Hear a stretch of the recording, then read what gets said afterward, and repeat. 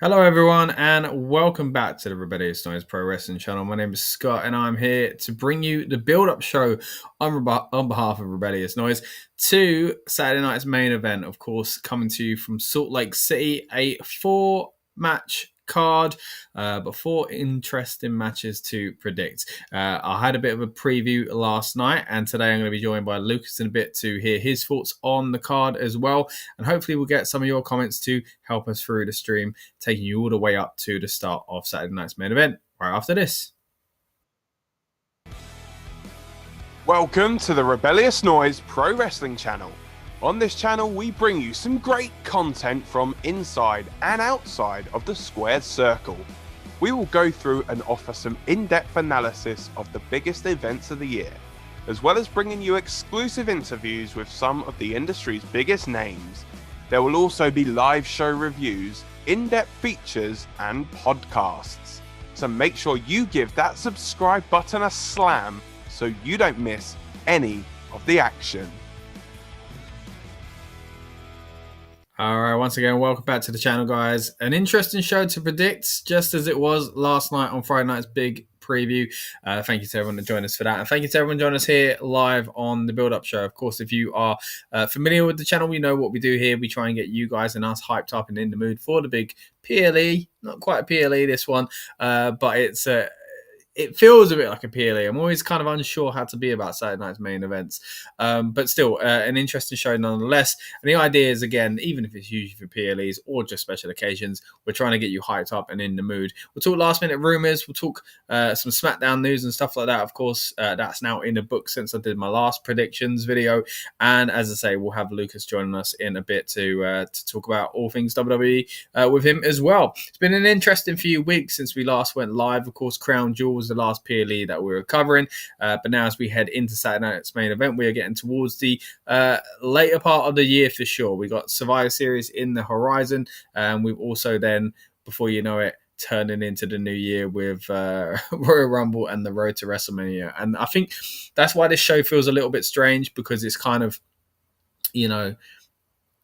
bookended Saturday night main event wise by two kind of big retirements, Goldberg and John Cena. Of course, that comes up in December, the John Cena Saturday night's main event as well. And then on top of that, as I say, it heads into the new year, and before you know it, we're on the road to WrestleMania. So it's a really kind of strange one to try and predict for some of these matches, and you'll see from my original predictions exactly what I'm talking about there.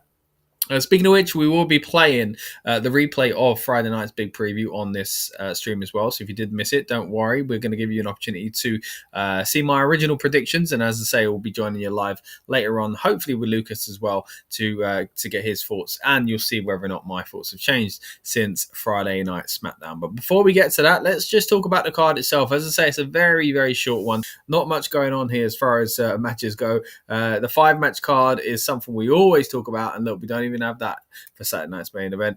We've got 4 matches, but hey, they are 4 fun matches. I'm looking forward to each and every one of them.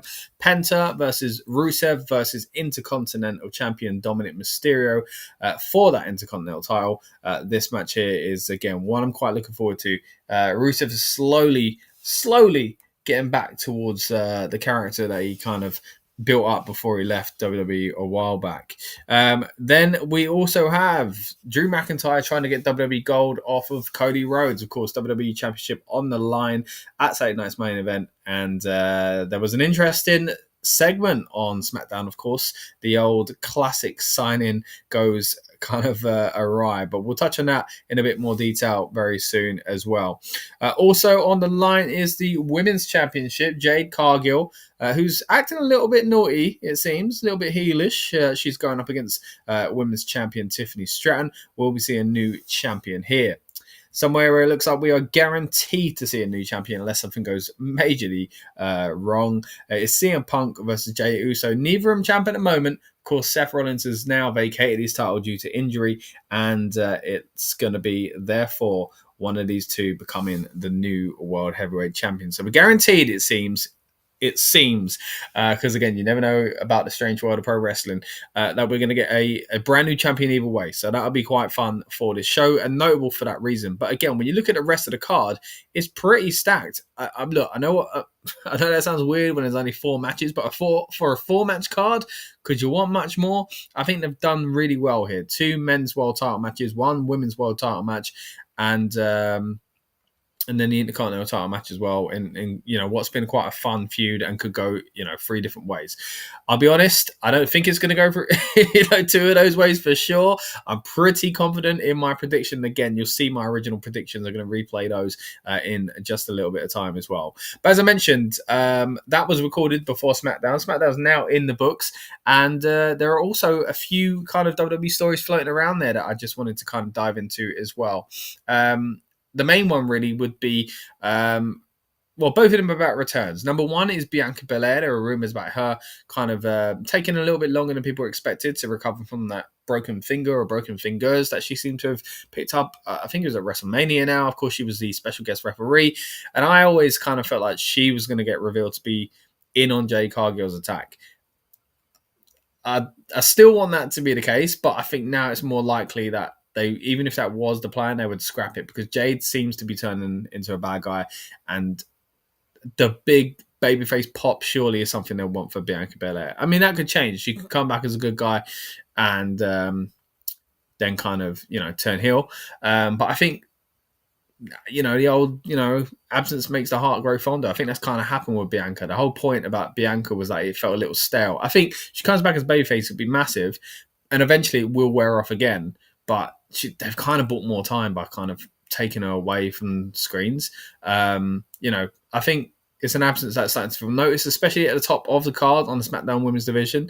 Now, the other one I wanted to touch on, again, kind of leads into the some of the title pictures and what we're seeing on this show. Of course, that's Seth Rollins. We talked about a moment ago how he's vacated the title now on air. That was due to division. It seems like they pulled a fast one there and decided to kind of disband the division. I think the last time we were live, the division was still a thing with Seth Rollins. So it's been an interesting turn of events really to kick him out of the division. And obviously it seems to have come from the match that he had with Cody at Crown Jewel where he got injured. And then they just kind of called an audible, if you will, and turned his team against him.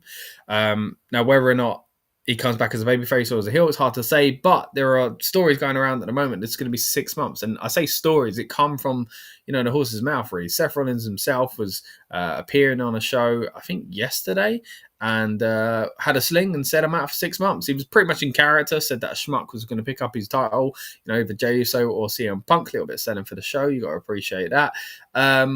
And look, this is the same guy that a little while ago pulled off one of his many heists and, had been walking around with crutches and stuff like that when he apparently didn't need to for a nice little swerve. So you can never tell, but it almost feels like the boy who cried wolf, right? He seems to have got actually injured this time. And yeah, it's a real shame. But yeah, that's where it seems like we're at with Seth Rollins and 6 months. And you'll see from my original predictions from last night, I was umming and ahhing about Seth being back maybe for WrestleMania. And 6 months is not WrestleMania. 6 months is Backlash period, really, just after WrestleMania. We're talking May. If that's the case, 6 months from today I believe it's May. December, January, very much April. Hey, December, very much April. Hey, yeah, let's just make sure. 6 months from today is May, so you'll just about miss WrestleMania. Now, if things kind of work out, maybe you'll get there quicker. But maybe that's a return at WrestleMania, or maybe you can go, recover way quicker than that. Who knows? Or maybe that's optimistic. It's really hard to tell at the moment. But I really felt like they were going to go back to CM Punk versus Seth Rollins at WrestleMania. I'm seeing a lot of people say that, over the past few months, they thought it was actually going to be Seth Rollins versus Roman Reigns. I wouldn't have liked to have seen that. I think we need to finally get the Seth CM Punk match. Look, I know we've had it on the Raw and stuff like that, and it's been great, but that in a position it deserves, right? WrestleMania. That's surely what they've been wanted to do all along. But as I say, I did have my own predictions last night. We'll be playing a replay of those in just a bit. And as I mentioned as well, later on, Lucas will be joining us to let us know what he thinks is going to happen at Saturday night's main event. But I also want to know what you guys think is going to happen at tonight's show. What are you most looking forward to? Again, there are only 4 matches on the card, but I think it's a pretty good card. It's starting a little bit earlier as well for us here in the UK. It's going to start, I believe, at 11 p.m. It's just coming up to 9:15 at the moment. So we're about an hour and 45 minutes away, it would seem, from the show itself. We're in a weird period in the UK where our clocks have changed, but I don't think they've changed in America just yet. So the time kind of frame and the gap gets a little bit shorter. So, and then they've got a shorter show anyway, earlier show anyway. Sometimes the shows start for us at midnight or 1 a.m. So this feels like one that would have been your midnights, and now it becomes 11 for us. So I'm looking forward to that as well. Well, we've got a comment here. I realize and notice it's not up to the wrestlers now. Up to fans. What do you mean by that? It's up to the fans what happens? What are we talking about there, buddy? But yeah, thank you for your comments. Keep them coming, guys. Let me know what you think is going to happen at Saturday night's main event and what you're most looking forward to as well. Again, the Intercontinental title match. We've got the women's title match. We've got the World Heavyweight Championship. And we've got the WWE men's title match as well. So looking forward to it. Keep your comments coming. Let me know what you think is going to happen and where you think this is going to take us towards the end of the year. Again, we've got Survivor Series War Games coming up. We've got a second, one more, I should say, Saturday night's main event in December as well. Of course, John Cena's retirement. And then we, as I say, get straight into WrestleMania season, weirdly enough. So what we're going to do now, though, as I say, is we're going to throw over to my original predictions on Friday night's big preview, which we, again, recorded last night. Thank you to everyone who tuned in for that. But if you did miss it, don't worry, we are going to play a replay for you just here. And then after that, I'm going to be back live talking all things Saturday night's main event and going through some of your comments as well. So keep your comments coming. I'm going to be in the background lurking along, replying to them as well. And then some of my favorites will kind of bring up on air in just a moment. And as I say, Lucas will be joining us later on as well. Yo, big up, lads, says Kieran. Good to see you, buddy. Hope you're doing well. Says only 4 match card today. Yeah, really strange, right?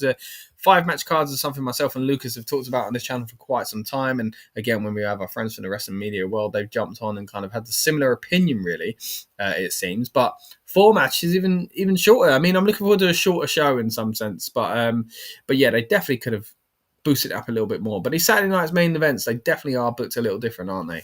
But like I say, keep your comments coming, guys. I'm going to be lurking in the background. But for now, let's throw over to Friday night's big preview, and you'll see my original predictions on this very channel. As I say, I'll be in the background. Keep your comments coming, guys, and we'll be live again very soon.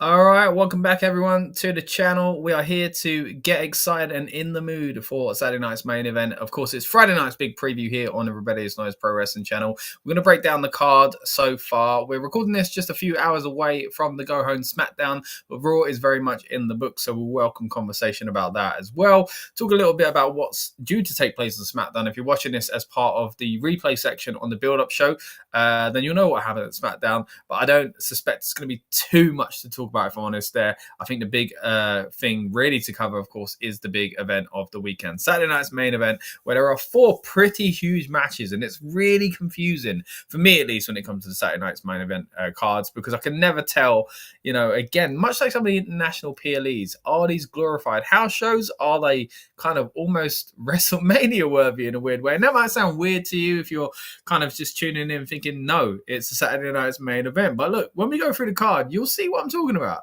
right? You've got a World Heavyweight Championship match between CM Punk, one of the kind of greatest of the modern era, in my opinion, Jey Uso, a big name in kind of WWE at the moment for the World Heavyweight title.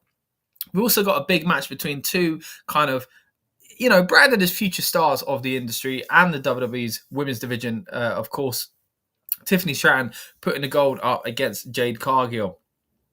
Then, of course, we go to Drew McIntyre looking to get the WWE Championship once again, this time off of Cody Rhodes' shoulder.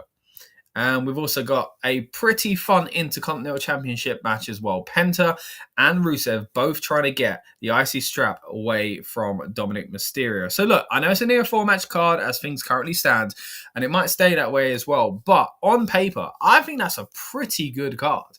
Now, will it be house show quality or will it be WrestleMania quality? I think it's going to be closer to house show, and that's not me being harsh, but I just feel like the last few Saturday Night's main events haven't really delivered that much when we expected them to. Yes, they've kind of been hit and miss.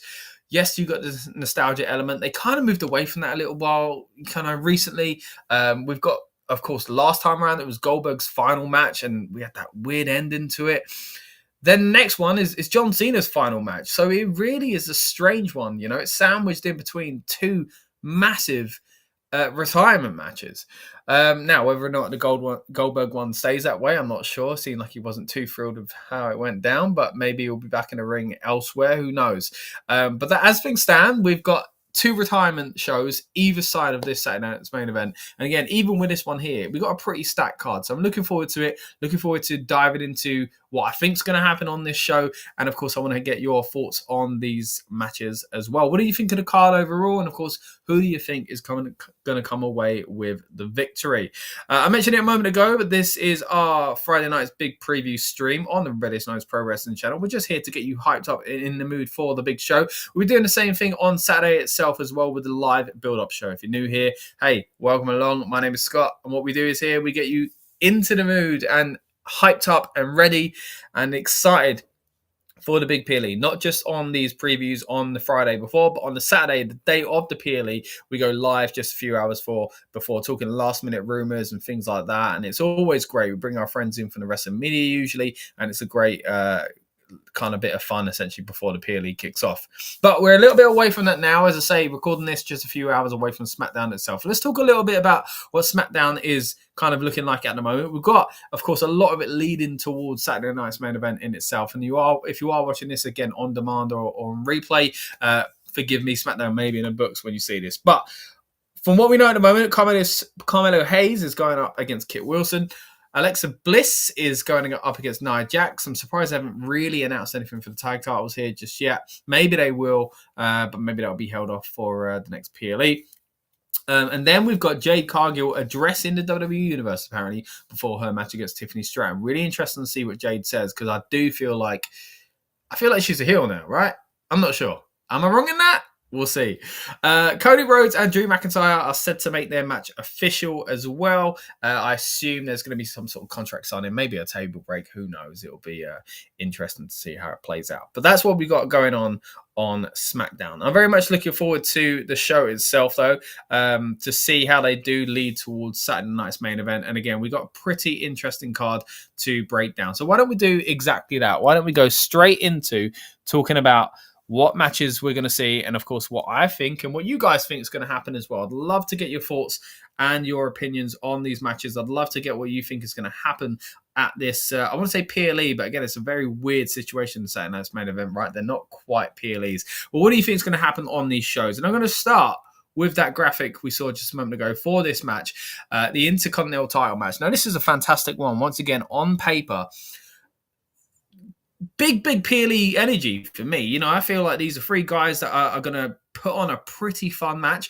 I've really enjoyed what they've been doing lately. Penta's strangely kind of gone backwards, or just kind of not been, I guess, pushed in the way he first was when he first came in.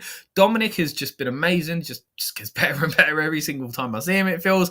And Rusev, while we started with a little bit of a slow kind of burn when it comes to his return to the WWE, I do think it kind of picked back up recently. So I'm looking forward to seeing what they do here.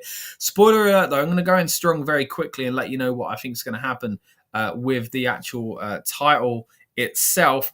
I don't see it changing hands. And that's because there was a story going around just today, just a few hours ago. There were rumors flying around that the next Saturday night's main event will feature the Intercontinental title being on the line. And that will apparently be defended by John Cena. I know what you're thinking. What are you talking about? John Cena's not in his match. He's not a champion. Well, there are rumors going around that Dominic Mysterio will be losing the IC title to John Cena at Survivor Series. Now, this is significant for a few reasons, right? Number one, that's a big match. It's a big story. Number two, we get to see Dom and John Cena together, which I'm very much looking forward to. And the third big point is that John Cena has never won the Intercontinental Championship. So, the rumor is that John Cena will win the IC title at Survivor Series, and he will go on to face the heavily rumored anyway, Gunther. So I'm starting to believe that these stories might be true. Look, things can change, don't get me wrong. Maybe at Saturday Night's main event, the title comes away from Dominic and it moves in a completely different direction. Maybe Gunther doesn't face John Cena. But of course, it looks like at the moment that Gunther might be facing John Cena and retiring the man just like he did with Gunther just a while ago. With Goldberg, excuse me. But again, neither of those men are in this graphic because neither of those men are in this match. But it's funny to think that's apparently where we're going. So if that is the case, then I don't see the title changing hands here, right? I mean, it could change back. I just don't see it happening. And I kind of believe those stories. If I hadn't heard that rumor, what would I do then? I would say, I'd say I'd be a little bit more open to the title changing hands. I think it was a bit more believable, but I think I'd be going with Rusev rather than Penta, which is crazy because it felt like Penta was going to win the IC title months ago. And it did feel a little soon. I'm glad they didn't pull the trigger, but then they've really pulled away from it. Dominic Mysterio, I think losing the title needs to be done in the right way, and doing it with Cena will be probably the right way, which is strange to say. But Dominic is just so kind of beloved. Like, people like to boo him, but they also are really behind him. Look when he won the IC title at WrestleMania anyway. It kind of felt like he turned face. And he quickly, on the kind of after show, made sure, we all knew he was still Dirty Dom, essentially. But I think it's a very sensitive booking decision. It needs to be right. It needs to be correct. It needs to be careful. And I think John Cena, people were massively behind Cena when he was playing a heel.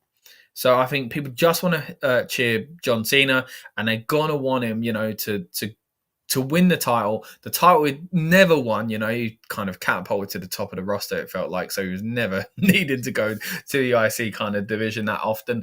Yes, he had the US title and famously kind of did incredible with that, if I'm honest.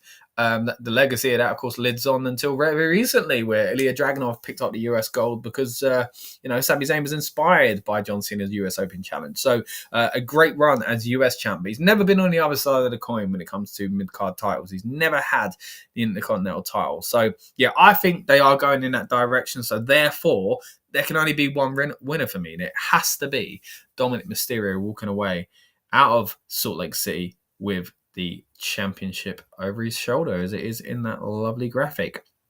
What do you guys think, though? I want to know. Let me know in the comments whether you're watching live or on demand. It'd be great to hear your thoughts on the show overall, the card, and, of course, of these predictions that I'm making. Let's get into the Women's Championship. I touched on it a little while ago. Again, on SmackDown, we're expecting to see Jade Cargill. And, again, this is being recorded before that. And I've got a sneaky feeling we might see a different side of Jade Cargill. A different side to what WWE fans are used to anyway. Of course, in AEW, she was very much a bad guy.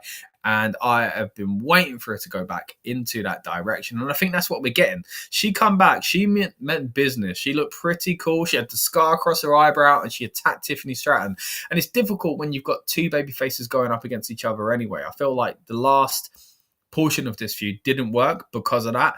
They're both wrestlers who are kind of seen as the future. Although this is very much about now, like one of them is champion and the other one could become the champion. And you think, well, if you're at the top of the game, then how is it not about today? And I've said it a few times on this channel before. I believe that sometimes your first title is the one that is kind of your proving ground to be made, right? You'd like to think that that's the crowning moment for your achievement. But sometimes it's not that way, I feel. Some title runs you see, it's almost like testing the waters, weirdly enough. And that's where they can kind of be comfortable with these things because they got two world titles on both, on each brand. They got one on each. Then now in the women's division, they've also got the the mid-card titles, the US and the Intercontinental titles as well. So they can afford to, I guess, test the waters even further now.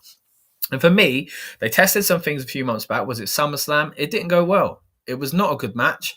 From what I remember, it wasn't one that was amazing. I mean, it was all right, but I remember thinking it was sloppy and just kind of, again, even last month, I remember doing I think it was the instant reaction review and talking about how I think Tiffany did so well because she was in there with someone that kind of, highlight her positives and kind of hide her flaws, essentially. And this isn't me kind of moaning about Tiffany or Jade. They are both kind of, new in this business still and have done incredible to be as good as they are at this stage.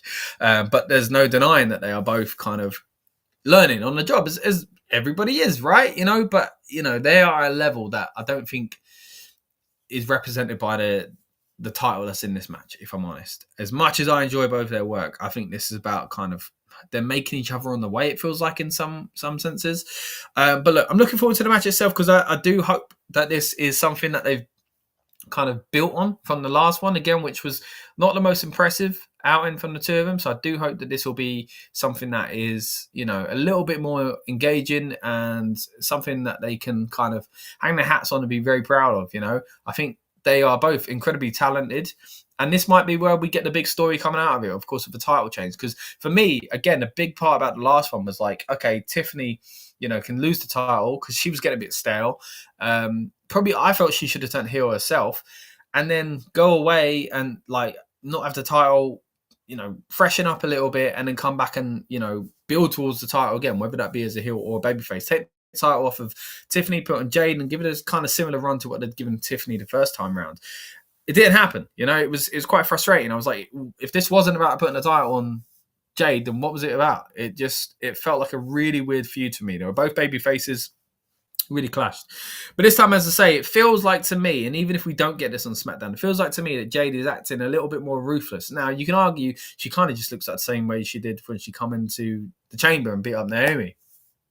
But I feel like this was a little bit different. There, of course, she's out for revenge. Here, it just feels like, yeah, she doesn't like Tiffany. She wants the title, but and she has got that nasty scar. But it felt like a personality had shifted a little bit more. So maybe that is what we're going to get here. And maybe it's a little bit late in this feud. So maybe this isn't where we get the title change. I don't know. Or maybe she really kind of knuckles down and turns heel by doing something kind of dastardly, to get the gold. Oh, man. It's a tough card to pick because at the moment it's 4 matches and it's 4 title matches. 4 big title matches as well that can kind of shape the future in quite a big way. I mean, the IC one we've talked about how that may play into John Cena's storyline. We've got 2 world titles. I mean, my goodness, that that really does shake up the landscape when it comes to the men's division. Then we got 1 women's title, world title, main title, I guess you could say, on the women's side of things as well. So it's a really, really tough one because they're not all going to change, are they? And one of them is because the World Heavyweight Championship from the men's division, of course, is vacated. So there will be a new champion there. Unless something goes crazy. But will there be a title change? If there is, and this is kind of jumping ahead, I think it's more likely to be here than in the Drew versus Cody match, right? I'm going to go with it because she's had it too long. Tiffany's had this title for way too long.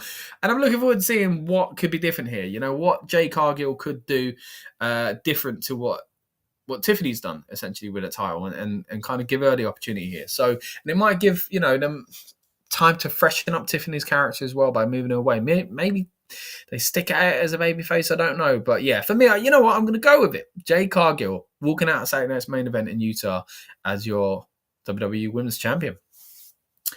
All right, let's move on to the next match to predict. Now, this is one we slightly touched on just a moment ago, and I'm going to go straight into it here because I think this is the one that's least interesting out of the two of them, which is crazy to say when it's got Cody Rhodes versus Drew McIntyre, because I like both guys and I really, really, really, really, really, really, really, really want it to be a victory for Drew McIntyre, but I am nearly as many reallys, probably more reallys, confident that it won't be, which is a shame. I do hope I'm wrong. I don't think I am. I don't think taking the title off Cody before the kind of run into Royal Rumble and a WrestleMania makes any sense. Unless they're taking him out of the Raw, that they don't want him in the main event picture at WrestleMania, which is is a possibility because there are so many big stars in WWE, and Cody's had a big kind of part of the last few WrestleManias. But that kind of suggests that, well, why would they not do it again? So, I think Cody's going to probably hold the title until WrestleMania. So that means Drew's not taking it, right? Which is a real shame. I think about a few months ago, obviously Cody did lose the title and get it back. I think there would have been a great argument, and it probably still is a great argument to give it to Drew to freshen things up, but more so to take it off Cody. But because he's only recently-ish won it back, I don't know. And because we're now too close, like it's that gap of like it was kind of close already to the win, and now like even further away we get from that, we start to get close to times when they probably want to keep the title on him. So I just feel this is a stopgap, which is annoying, man, because I want more for Drew McIntyre. I'm sure many do, but I just don't see it happening here. I think any other PLE and any other time of the year, I might have started to think it. I say PLE. We don't know again. Do we consider this a PLE? I might have considered it. I'd love to be massively shocked and Drew McIntyre come our way with a championship, but I don't think we're going to get it. So yeah, for me,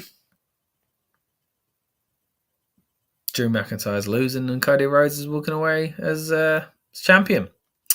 Again, let me know what you guys think. I'm interested. I do think what they've done lately has been pretty good. I think they've worked very well character-wise. The story's been good, but I don't buy it. I don't buy that Drew McIntyre is going to become champion at Saturday Night's Main Event. All right, now continuing on with the predictions here on Friday night's big preview, we have got another title match to consider, and of course, this is one where we know there should, unless there is some crazy shenanigans, be a new champion at the end of it, because no one's holding the gold here. And at the end of the night, we should either see the title being raised by CM Punk, as he did a few months back, of course, before being cashed in so cleverly by Seth Rollins, the man to recently vacate, or see it go back around the waist of Jey Uso. Now, Jey Uso is interesting at the moment because, of course, he is kind of... We talked earlier on about people maybe turning heel. I mean, like, what's going on with Jey Uso? Is he a bad guy? I don't know. He's kind of like in it for himself, right? And that's not necessarily a bad guy thing all the time. You talk about the days of the tweeners, Stone Cold Steve Austin, he kind of acted like a heel, but he was definitely a good guy.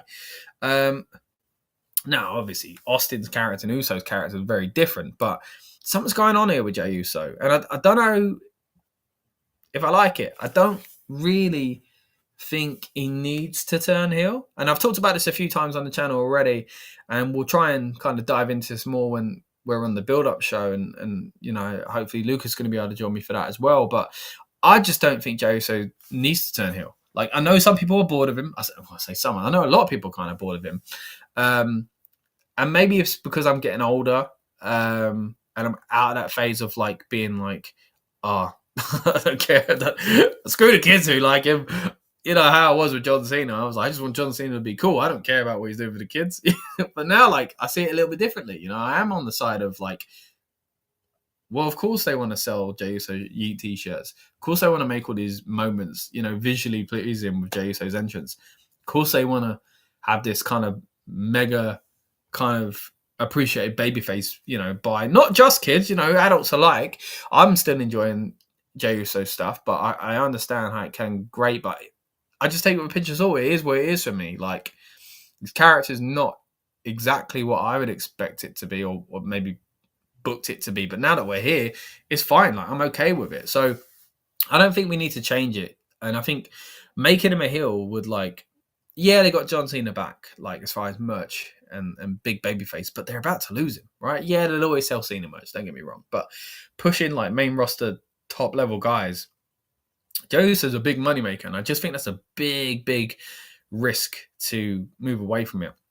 Then you've also got the dilemma of like the bloodline. Like, he was annoyed, obviously, at Jimmy, but more so at Roman. at the last PLE. So something's going on there. Is it because of something leading to Survivor Series and War Games? It's really hard to tell what's going on with Jey Uso, but I don't think Jey Uso's story needs the world title, and I think the world title will, depending on when Seth comes back, surely you'd like to think they're going to get back to this Seth versus CM Punk finally at WrestleMania for the gold. Of course, it was looking that way a few years ago. Punk got injured. Then we've had this kind of long build and in and out of the storyline, really, and wives getting involved and stuff like that. And now, sadly, Seth's injured. Now, hopefully, he comes back for WrestleMania. But when he comes back, he looks like he might have to be a good guy because he got taken out by his bad guy friends. So that's kind of thrown a spanner in the works as well. And you look back to things like WWE Unreal from last year, and it was like they were pretty close to making Punk win the Royal Rumble last year. So it just shows that in this period there are so many things that can change. But you'd imagine that maybe, if they at least think he could be coming back, Seth Rollins, by WrestleMania, that it'll be Seth versus CM Punk. And therefore, you can set that up by putting the title on him. And the long run with Punk until then with the gold makes sense as well. He's not really, other than 5 minutes or whatever it was, before getting cashed in on, had the title since he comes back. And I think when you've got injuries like Seth Rollins, when you've got potential heel turns for Jey Uso, you need that big baby face with the gold. And it might freshen things up, and it'll be a case that maybe things will get stale with Punk eventually, just like they kind of have got a little bit with Cody in some ways. But if you've got Cody as the mega babyface on one channel, and then you've got Jey Uso doing it on the other brand, I think people really will get sick of it. Now, that's different if you turn Jey Uso fully heel, if they commit to this. That is different, don't get me wrong. But I'm not sure if that is... I still don't know if that's what they're going to do. So, for me, I think the obvious one feels more CM Punk, but like the intriguing one is Jey Uso. Like the safe bet feels like CM Punk. But Jey Uso, I think, will set people off and annoy them. But that's not such a bad thing if you're turning him heel, because you can play into that. That people will be annoyed if he carries on being a babyface. The people that would be annoyed. Like, I enjoyed it. I thought his run was what it was. It was as long as it needed to be. They don't need to put the title back on him unless they're telling a different story, unless somehow it then plays into the bloodline. There's something going on there. And look, we've seen the bloodline overdone. Don't get me wrong. As much as it was great, it's overdone. I know. You know what? A lot of rumors about Sami Zayn winning the world title. A lot of rumors about him winning the Saudi Rumble in order to get there at WrestleMania. I mean, him and Jey Uso got a lot of history. Maybe that's where we go with this. Maybe Jey Uso wins the title, is a heel. Sami Zayn beats Jey Uso. I mean, a nice moment for them as performers. And there's a big story to tell there. But like, Jimmy and Jay turned, like, one was more against Sammy, one was more with Sammy. One looked more like a heel, one looked more like a good guy when they were the big bad bloodline. Anyway, so like, it was a bit messy. But overall, it ended up with a bigger story would be, I think, Jay and Sammy as both as good mates, but also as bitter enemies, so maybe there is that story to tell there. Maybe that's the shock. Maybe Jey Uso wins, he doubles down as a bad guy, but I'm happy, you know what I mean? I'm happy with how we left the bloodline. I don't need bloodline descent, and chaos anymore. I don't need Sammy to beat the bad Jey Uso. Like, I'd prefer if he beat the conquering Gunther, which they did, but they did it for the IC gold and pretended it was this, and in my opinion, I wasn't a fan of that. So that could be where we go. But as I say, I think the safer bet and the more kind of obvious one is CM Punk winning the title. Whether or not we get to Punk and Rollins again, and whether or not we get to it at WrestleMania, I don't know. I'd like to think so. But even so, if that's not the case, I think I think CM Punk as the champ makes sense. But anyway, those are my thoughts on the vacant title. Again, it's pretty likely we're going to get a championship around somebody's waist here. Of course, again, the title could also change hands in the women's title match. Jade Cargill again is my pick to dethrone Tiffany Stratton. Drew McIntyre and Cody Rhodes, again, I've gone for Cody Rhodes yet again. It doesn't feel like it's the time for Drew, even though I wish it was. And the Intercontinental Championship is an interesting one because, again, there's 3 ways this could go. But I think it's going to be kept on Dominic Mysterio due to the rumours that it is going to be taken off of him in a few more weeks' time by none other than John Cena, who will then head to the next Saturday night's main event to face Gunther and be retired. And then we're back to where we were anyway, right? Gunther with the IC gold, maybe. But yeah, that's how I see things playing out. I could be wrong, and I'd like to be wrong, specifically about the Drew McIntyre one, because I'd love to see him as the champ, because that really would freshen things up. But that's where we sit at the moment. This has been your Friday night's big preview. Thank you to everyone that tuned in live or watching on demand. Well, that was your Friday night's big preview. You're now tuned in to the live build-up show, and I'm back here once again to let you know what I think is going to happen at the show. You saw my original predictions there, and I'll be honest, they're pretty much the same at the moment. I don't see anything other. I mean, there's rumors about John Cena winning the IC title for Dominic have got even stronger since I recorded that yesterday. Jade Cargill beating Tiffany is one I'm still not 100% sure about, but it's, I guess, what I'd like to see. Drew beating Cody is something I'd really like to see, but we are not going to see, in my opinion. And Jey versus CM Punk, again, it's a tough one. Depends where they're going to go with it. And I really don't know what they're doing with Jey Uso at the moment. So that's where I'm at with it. Again, kind of similar to what I felt yesterday, but still very much looking forward to the show. Again, I think it's a pretty cool card. Even if it's only 4 matches, still very much looking forward to it. Also looking forward to hearing the thoughts and opinions of Lucas. We're about to bring him into the show as well. But I also want to hear your comments as well. So keep them coming. Let us know what you think is going to happen at Saturday night's main event. Christopher Leclerc's in the house. Always good to see you, buddy. Says Dominic Mysterio retains.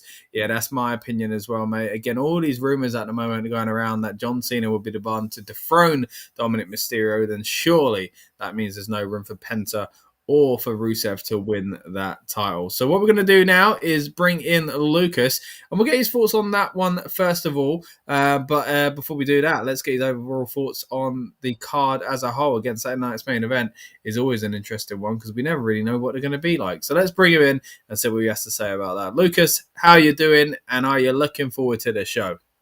Yeah, no, I'm looking forward to the show.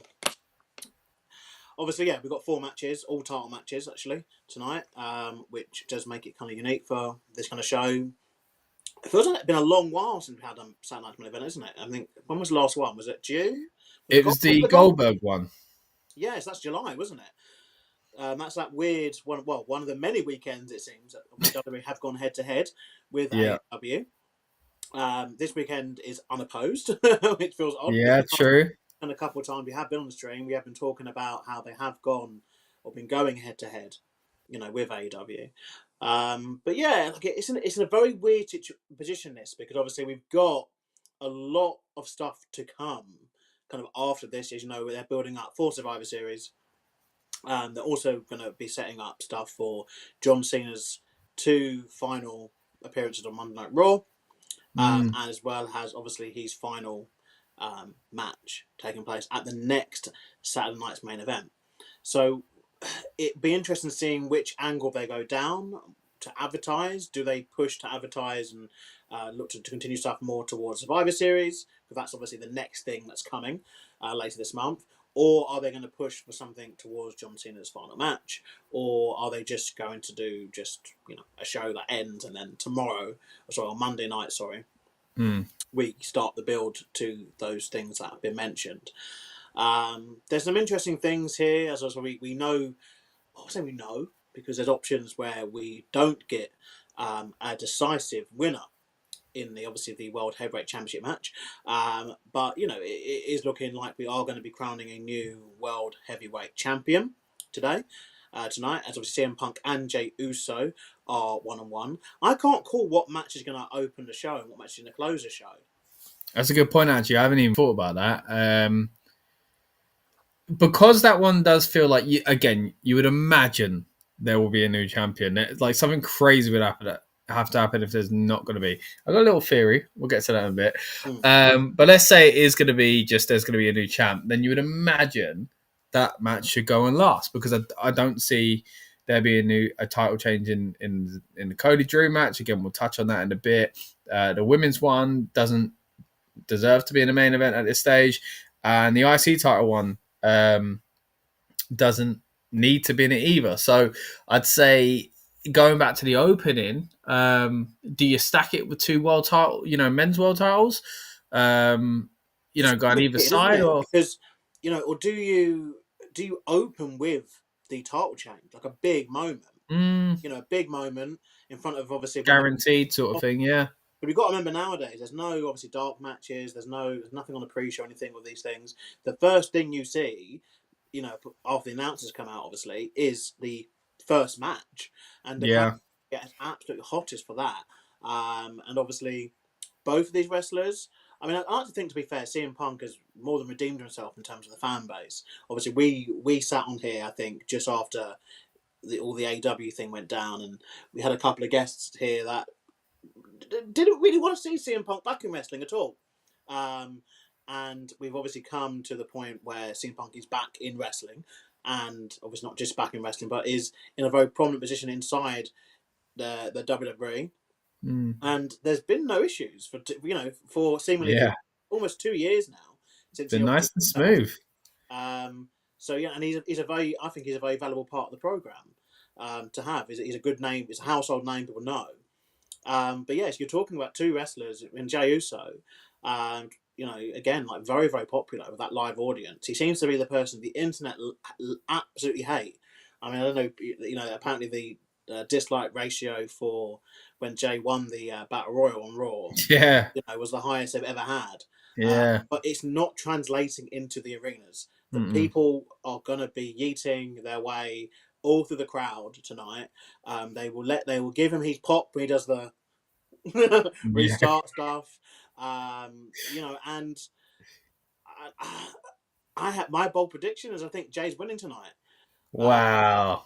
I think that the audible may have been called to do it, based off, obviously, the continued merchandise sales that happened even post him losing the championship, and the fact that I think that they will probably want to most likely have him lose to one of the Bron-Brons to then have one of the Bron-Brons lose to CM Punk at WrestleMania. I think there's a bigger point here for which I have got to be careful with doing, because Punk himself, obviously, sadly, is a bit injury prone, though he has been fine for the past year or so. But I think that it feels very rushed for CM Punk to be winning the championship, particularly in a territory that is not the hottest. I mean, dead be honest, like last night's SmackDown left a lot to be desired crowd-wise, I felt. And it didn't help that, there were, I don't want to be that guy, but there were obviously a lot of empty seats last night's event. I guess obviously tying in with Halloween. It hasn't really helped situations potentially, but also just being in Utah, it's just not a territory that does well for wrestling in general. Going back, even to the 70s and 80s, when no territory ran it, basically. Yeah. So it's not a wrestling town. So I think that they may take that as, okay, let's just give Jay the moment, and then we can build off something else. And there's lots more with Jay. There's lots of Punk as well, to be fair. You've got the stuff with LA Knight, which is kind of unresolved, it seems. Let's not forget, Punk and LA Knight were kind of in each other's faces a few weeks ago, weren't they? And even going into this Battle Royal, and that's kind of obviously been parked. So that Punk can have his feud now with, it's his promo off. He won promo with Jey Uso. But obviously Jey Uso also got the thing with Jimmy. He's got the thing with Roman Reigns. He's got the thing against the Bron-Brons. He's got that thing with LA Knight. Like, there's lots of people basically who would be targeting a Jey Uso World Heavyweight Champion.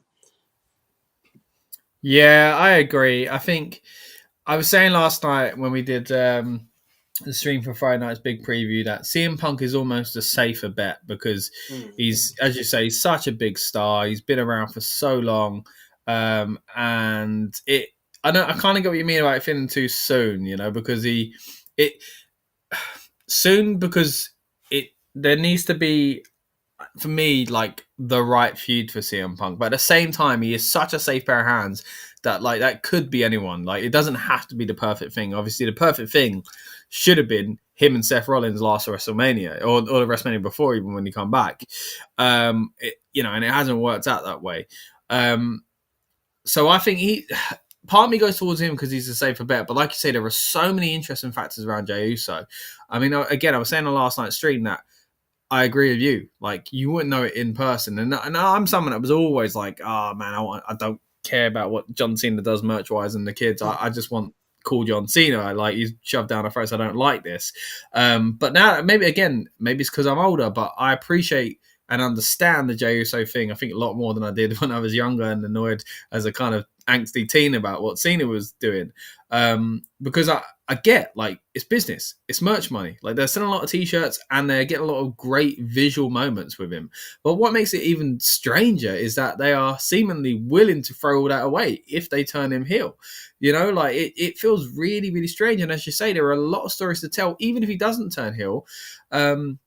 My big thing is, like, I don't want it to be the back and forth between the Bloodline members, right? But there is even that, you know, like there's been rumors for ages that Sammy will win the Saudi Rumble and win the world title finally at WrestleMania. Well, he could do that against the heel Jey Uso. They've got a big story there themselves. And don't get me wrong, I think it's done to death. I don't really want, like, I'm happy where we're at with the Bloodline. I'm fine for them to stay where they are and they're not turning on each other again. But something's going on.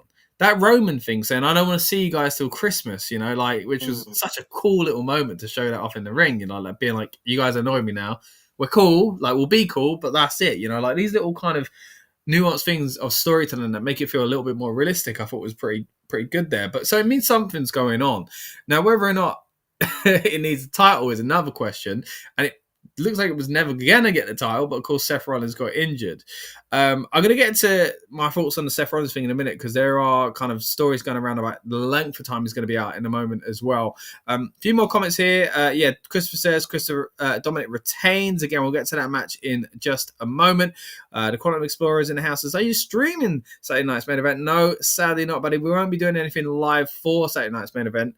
We are just here to get you hyped up in the mood. So appreciate you tuning in, and I hope we can do exactly that. Get you hyped up and in the mood for the big show itself. Christopher also says Drew McIntyre touched the WWE Championship on Friday. I know a lot of people see that as a little bit of a curse.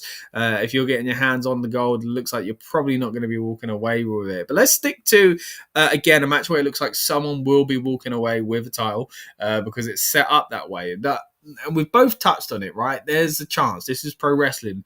There's something happens. And neither of those guys walk away with that title. Now, that would be a big story coming out of it. Now, I'm going to put something out there, Lucas, and I got to be honest, it's crazy, right?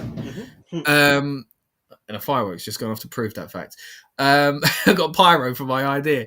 But what if, and I don't think this, but what if it's all another ruse? I know, but like, so Seth just come out, he did a show, I think it was yesterday, in a sling, and he set him out for 6 months. Like, we don't know if that's kind of what kind of estimate that is. And some schmuck's going to win my title, right? What if he somehow kind of insert, like, you know, WWE bend over backwards to kind of break the rules when they want to. What if somehow, right, it's not the Money in the Bank, but because he was the champ and whatever else, you know, becomes a triple threat or something like that, and he's not actually hurt. Like, I think he is, don't get me wrong, but this is the thing, it is kind of that boy who cried wolf, right? You know, a few months ago he's limping around on Instagram stories and stuff like that on crutches, and now all of a sudden anytime you see Seth Rollins with you know, an injury, you're like, yeah, I don't know. And it could, I don't think it will, but it could be something WWE would do.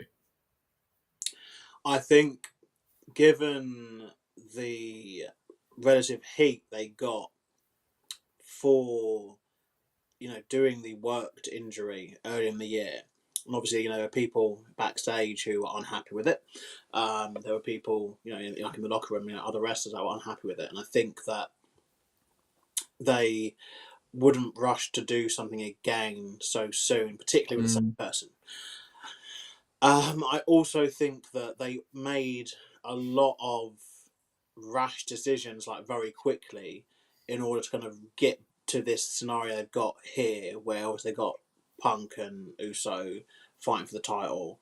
So it just feels a bit like at this point it's probably not going to be the case. I think if this had been like Monday, he'd vacated the belt and then he goes into the pay-per-view like this weekend, like so to speak. I think maybe there's more chance. But with it, that they did the Battle Royal, they had to call an order. They had to change multiple things really for this to happen.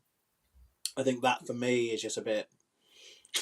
Yeah, I think it would be in poor taste, and I don't know what it would really achieve this time. I think the last time you argue it achieved a Money in the Bank cash in at SummerSlam. Sorry. Yeah, and he got his title back, and that's it. Like this, he'd have to be willing as a character to say, you know what, I'm going to give up the title just to hurt Punk again, or something like that. Which we've kind of seen with him and Drew, and their stories with Punk. I think it's just because he's done that before. Again, I don't think this has happened. I'm just putting it out there, but it's happened. Similar's happened before. And also, and this is why it's kind of awkward, where they've clearly called this audible and they've given up on the vision, or Seth being part of it at least, quicker than they expected to. Because going into that show, Crown Jewel, it was all about looking like Seth was going to be kicked out of the vision, or Heyman turning on him and stuff like that. And the fact he did it on his own, it was a big story to tell, and they never got to tell that story. And then they turned on him anyway. It was a great shock, don't get me wrong. But it just, it's very messy, isn't it? But that's the thing, though. If we go on their narrative, obviously they did that turn segment because he was injured. So one would imagine that turn segment potentially wouldn't have happened on that Raw had Seth not been injured in that match. So I think the knock-on effect it's created that they've gotten into a situation where essentially Seth Rollins now is no longer part of the vision, is basically now a de facto babyface and is injured. So for them to kind of gate even one of those things would be silly, because Seth being in, obviously we have to admit the dumbest one of those is if Seth is injured and they're making him work. That's obviously very dumb. That's of course further injury. But then obviously if Seth now has a babyface arc to come back to against the Bronze, against anyone that basically Paul Heyman manages going forward, and so you have to imagine that sets up multiple matches that could happen down the line when he returns. So they'll be throwing that away to just go back to where we were already. If they didn't want, if one of those as well, it's like where they didn't want Punk and Seth again, because essentially, I guess, I'm reading from the lines here on what your idea is, but essentially, you're kind of saying they don't want to do Punk and Rollins. That's how I'm reading it. Essentially, like they don't want to do Punk and Rollins. No, so, I think it furthers Punk and Rollins because Punk's more angry. They don't want to do it on this occasion. They didn't. Oh, right. Punk would need to face Rollins, wasn't he, tonight? And Gotcha. So essentially, by Seth being injured, that match is now removed from tonight. But it's just like they don't have Punk on the show. Just do Knight and Rollins again. Just do Jey Uso Rollins. Just do have a random mid card act when the number contender battle. Do you know what I mean? Like there was almost like no reason for them to book the way they booked. It would be very silly to do what they did. And I see, I maintain like the number one Raw promotion usually is you can never promise something to fans that you can't deliver. And it's a case of they put that there and they can't deliver it because he's injured. So to kind of fake that he's injured, I think they kind of got to do something better than, or equal to or better than the promised. Which a triple threat would be sufficient for that, I guess. You could argue, okay, you were meant to get CM Punk and Jay, now you're going to get CM Punk, Jay, and Seth. But it just feels very convoluted, particularly with him giving up the belt. I think we're more likely to see, like I said, I said one of my predictions. Although I think Jay is going to win, I think the other option is that we don't get a decisive finish tonight, which, again, I would probably veer away from. Yeah, it'd be super risky, man.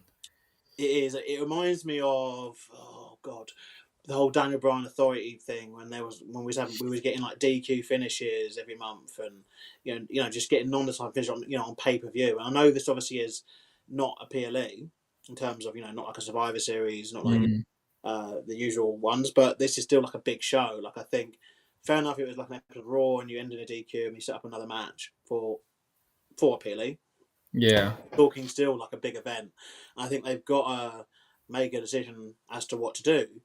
And this is another backfire of their way they've been doing things, but they're seemingly only changing the big titles, obviously at Mania and SummerSlam, because I still maintain to this day that Seth Rollins was going to be going to WrestleMania as champion still, despite the fact that there's lots of other options that they could have gone with, and they did potentially risk him and or the Vision getting stale before Mania even rolled around. Be careful, because fans seem to turn on people very quickly nowadays.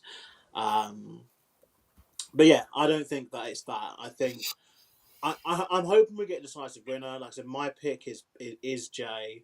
I think him winning the Battle Royal was an intentional audible that they've made in this, and I think there's more story options for Jey going forward than there is Punk. Obviously, Punk's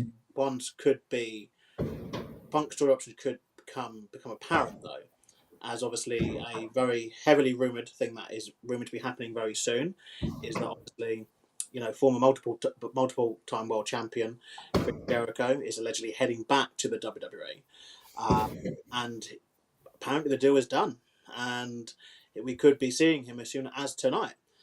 So I do believe very much that. Wow, do you think? Yeah, I think if Punk was to win, I do believe we will. Wow, that's a big call. And we will hopefully be not hearing that Fozzy song. We will be hearing "Break the Walls Down." It's got to be. If he's returning to WWE, I think he's got to be "Break the Walls Down." I think find so a way well. later on to bring in Fozzy the Fozzy song if he wants. But I quite like that. That was his kind of alternative to a WWE song. If that makes sense. Yeah, like that, and that's a certain period. He's always been someone to have certain kind of characters.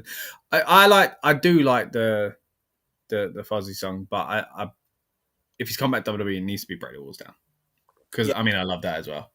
So I think that would be an option. That's really interesting though that you think he could. There's so many kind of rumors about it at the moment. About him coming back. We live in an era where it seems wrestler contracts are very, very complicated and very, very weird. And obviously, we've got the whole Andrade situation going on at the moment. Obviously, Edge as well, someone who's not under contract to AEW, but people think he's going to come back for Cena's last match, but most likely not going to happen because there's maybe a deal there where he's maybe said to Tony Khan, well, potentially just don't pay him for 2 months while I go and do this movie, and I'll kind of re-sign with you, when I come back potentially. And even if it isn't that, you have to imagine, just being having a good business relationship with someone, that maybe he's decided, maybe that's he decided, look, I'm just not going to entertain anything from the WWE. I'm happy what I'm doing here, But it's very interesting. But it seems obviously very much that Jericho's contract is up with AEW. He's allowed to leave. So Christopher's saying that he thinks this in December.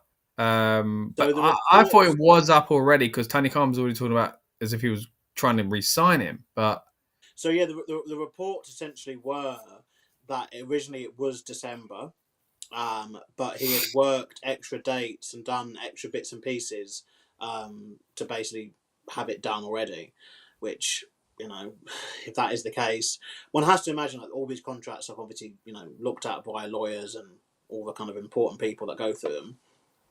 But everything is lining up to say that he, has,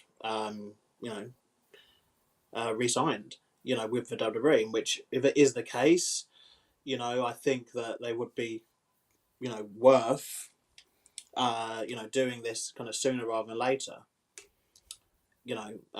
Because do you wait until Survivor Series? Do you wait till the next Sunday's main event, the Rumble? How long do you? Yeah, Rumble's always a classic, isn't it?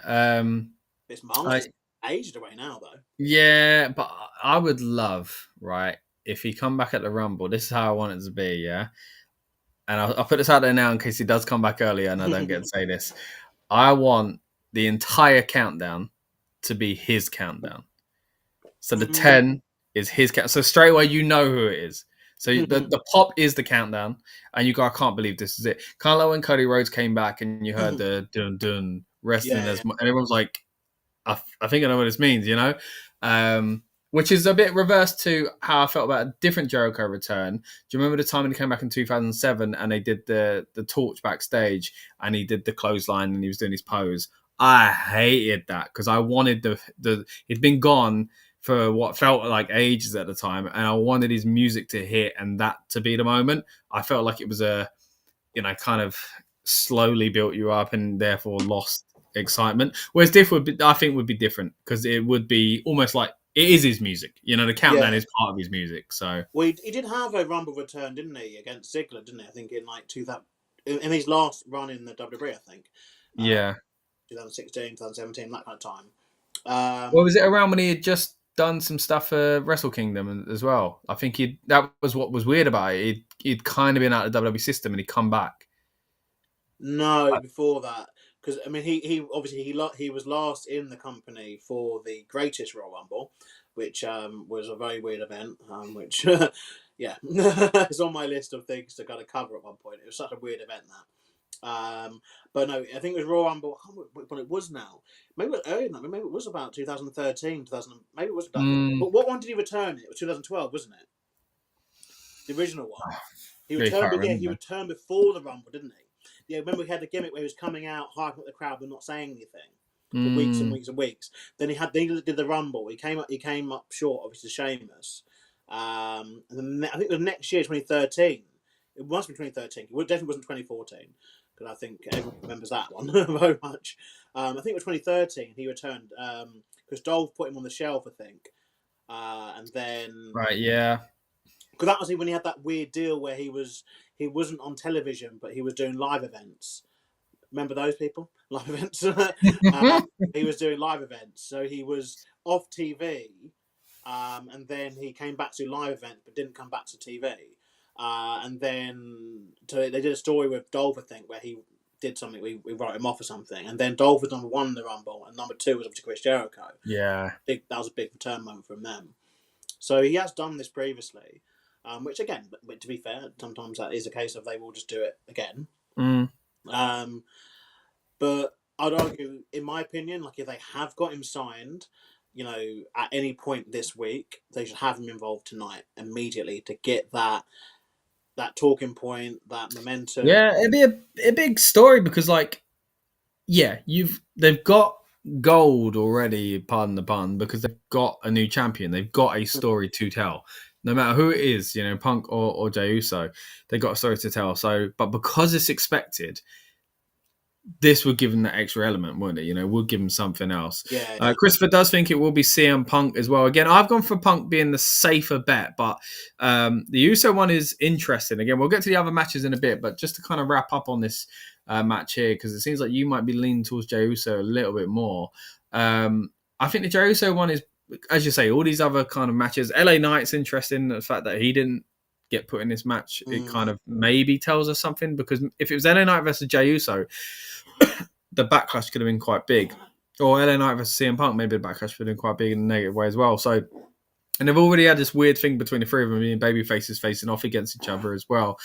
But then I think also you get like this weird thing with like Jey Uso where people are going to be, if Jey Uso wins, they're going to be annoyed. They're going to be annoyed that Jey Uso's won. But that might work in their favor if they turn him heel.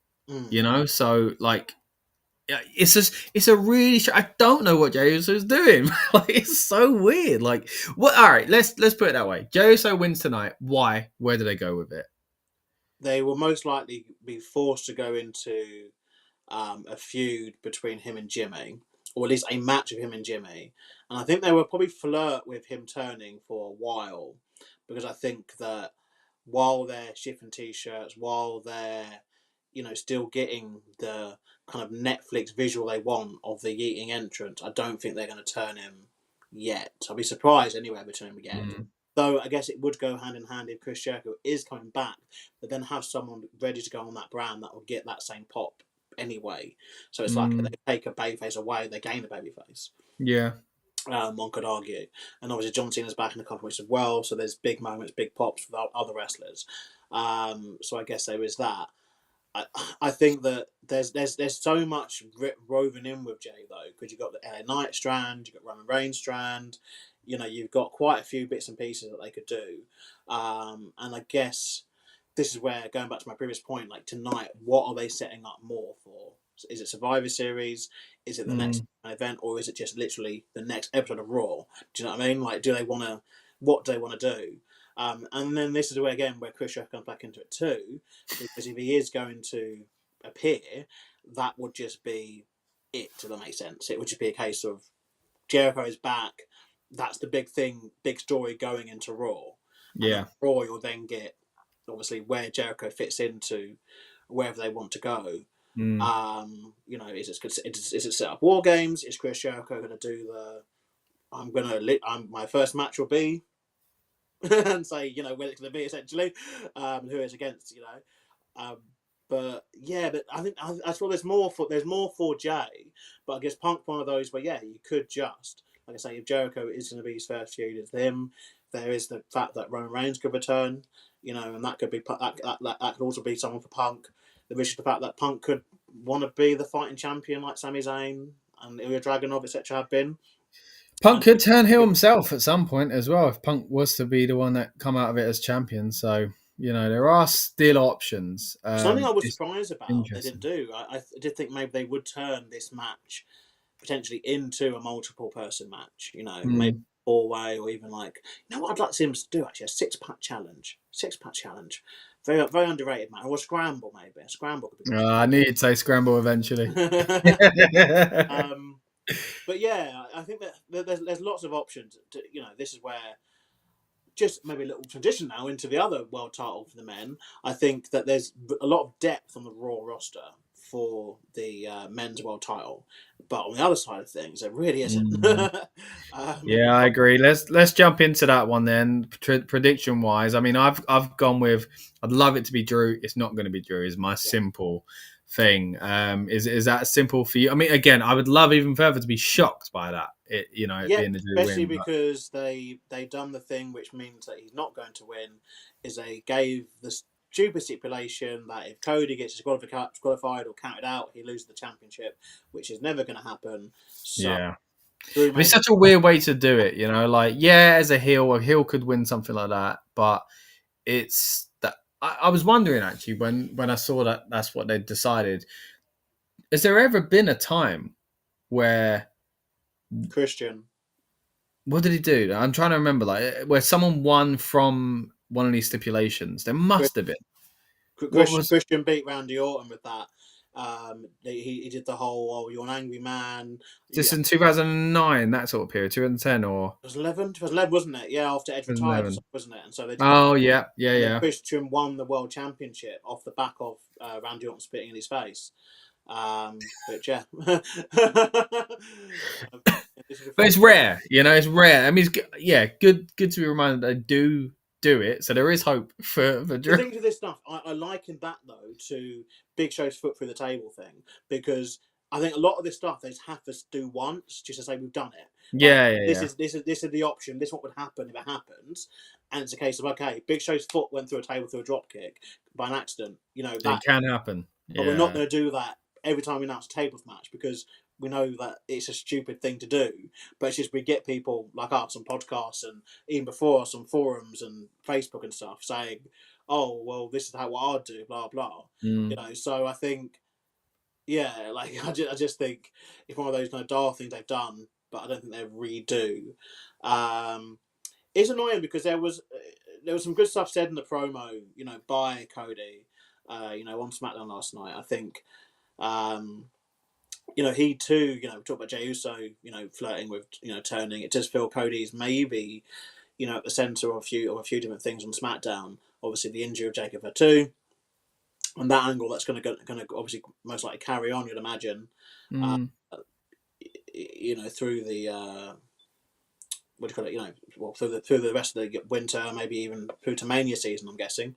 Obviously, who injured Jacob Fatu. Yeah, I mean, Christopher's actually brought up in the comments that who attacked Jacob Fatu. Have you got any early guesses? Because I do wonder if it's something that they have kind of put in their back pocket and haven't decided yet. But I mean, it could be it'd be crazy if it turned out to be Cody, right? Well, yeah, that's the thing. I mean, they did a very good story with this, obviously, on the women's side of things last year, didn't they? Obviously, with Naomi and Jade Cargill. Yeah, great reveal. Prior to her, obviously, announcement of pregnancy, Naomi was becoming one of the best acts in the company, really, I think. She was on a really good roll, and that role kind of started with that turn and that reveal, and then obviously the championship, the Money in the Bank win, the championship win, everything that followed, was really, really very good. And that started from this kind of angle. They've obviously had it done kind of unsuccessfully in the past, obviously most famously with Rikishi. They really want Rikishi to be that kind of big villain, similar to how like Yokozuna was obviously almost a decade before that, but it didn't really go the way they wanted. No. One would imagine that it's something which I don't think they know yet. I don't think they know yet. But this also factors now into the fact that they have written him off because he's injured from something that's not obviously on their program. And they've made the decision to do that. So you'd like to think anyway that they go, oh, well, we're going to do this to get X person over. Otherwise you just don't do it. With respect, Jacob Fatu did miss like a month or 2 months of television after losing the US Championship and decided to be okay with Sami Zayn just having open challenges and not answering them. Good point, actually. Realistically, like, why would he need to be written up? I didn't figure that. It seems like Jacob didn't figure it either. But he just gave up on chasing MFTs and his own championship back for reasons. Yeah, true. But they were happy to have him just return, and then obviously the injuries happened. But that's the thing. All this is their doing though. That they chose purposely to put him back on television, and then they've chosen to write him off. Which they could have, and they have done this previously, but they've just used a real reason, like apparently something to his teeth or something, isn't it? He's getting dental work or something done. Oh, is that where he is? Okay. Yeah, it's something cosmetic. It's not a wrestling injury. Right. I don't know why they can't just put that. Yeah, because it does give them an opportunity, as you say. So they kind of got to take it, right? Otherwise they could just do that. Another kind of a suggestion here comes from Christopher, says Randy Orton. Of course, there's always talk about Randy Orton potentially turning mainly on Cody Rhodes, and that's what I actually want to see. Sticking with the bloodline, though, another comment from Christopher talking about what we mentioned earlier on, Jey versus Jimmy at WrestleMania, and it was not good. That is a point. That's not really the feud I want to be. I don't really want to see any bloodline versus bloodline, or the main bloodlines face against each other again, because I want them all to love each other again. I've really enjoyed the kind of post bloodline period of them just being cool. All right, let's get into another match then, because it looks like we're pretty set on Cody Rhodes winning this one. For me, I mean, is the reasoning the same for you though? Let's maybe touch on that. For me, it's because last month felt like the time where they could have took it off Cody, whereas this month was like, no, we are getting too close to Royal Rumble and WrestleMania season, so they're not going to do it. Yeah, they're just in default mode. But the scary thing is, I don't genuinely know who will dethrone him. They're not building anyone up, it seems. The men. It'd have to be a big bad guy, So, and this I is don't where want to see I say his name every single time we go to a stream. This is where you've got to look at someone like Obafemi and say, look, can we just get this guy to that scenario in the time we've got? The answer is yes. If they play their cards right, because who else is going to take the title off him? Like, or are we going to run back something we've already seen? Are we going to run back? That feels more likely. Are we going to run back Cody and Steph even? Are we going to run back like something we've already seen?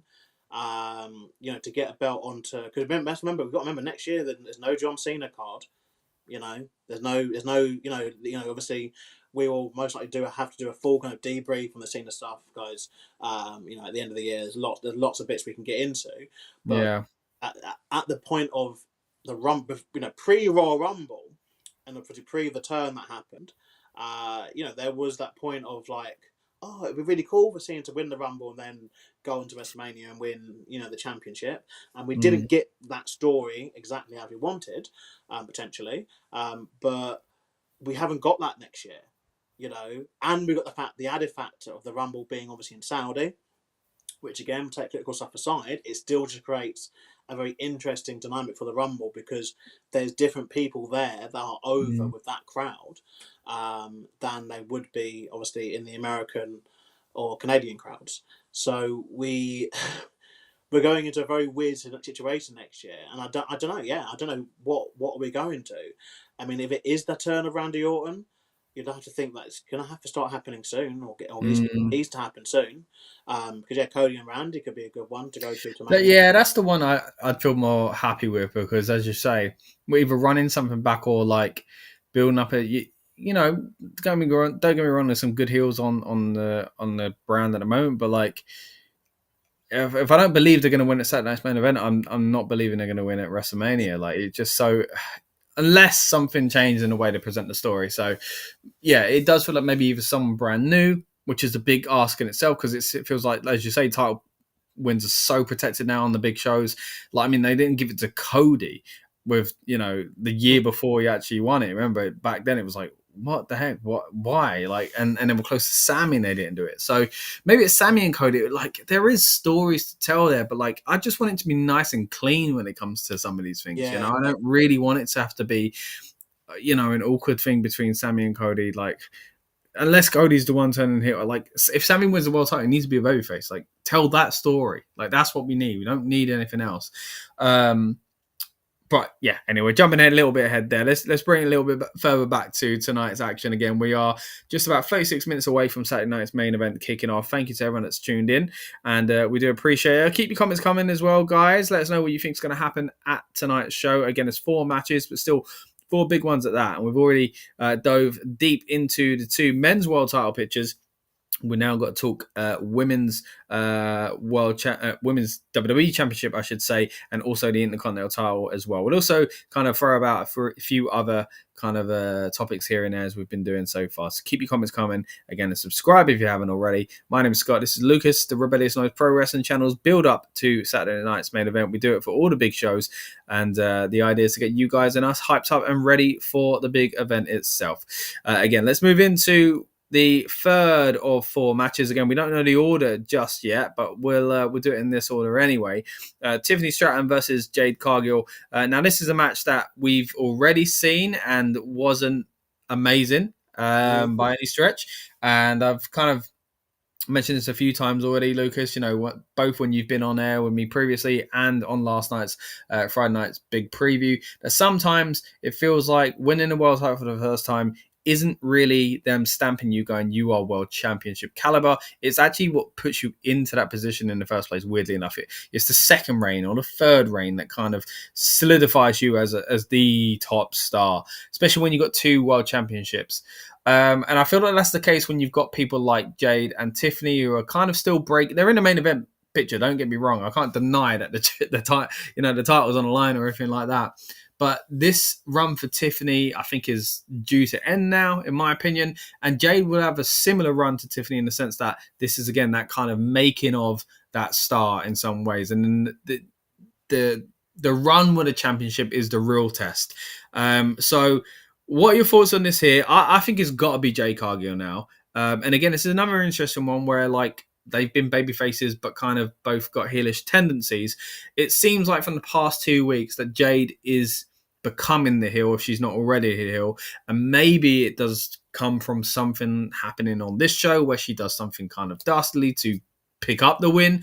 But she's already kind of made it clear that she's kind of got these, I guess, bad girl tendencies, really. Do you know what I mean? Like, Tiffany's playing the kind of explosive babyface. Come out here, and Jade's kind of the kind of collected, but badass, really, which is usually the bad guy's role. So it feels like we're already there, but they haven't quite fully committed.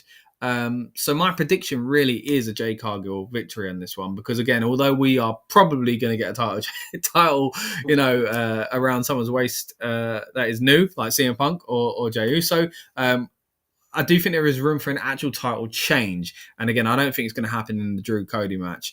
I also don't think it's going to happen in the IC one. We'll get to that for other reasons. So for me, this is the one where there is opportunity to have an actual title change. What are your thoughts on this one, mate? Yeah, I feel similar to you. I think, especially if they've just done the turn angle with Jade, I think it'd be a bit daft if she then goes and loses like straight after that. Obviously the bigger problem here is the lack of depth on that SmackDown women's roster. It seems, or the lack of people getting on television. There's lots of women that work there.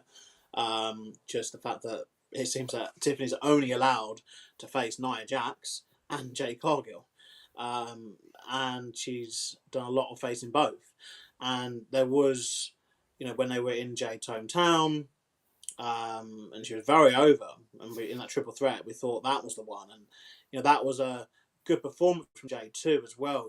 Obviously she took that nasty cut, just part of the match. And yes, the match kind of did go down in history a little bit for that referee botch towards the end. But it was a very good match. Probably one of the best SmackDown women's matches there's been for quite some time.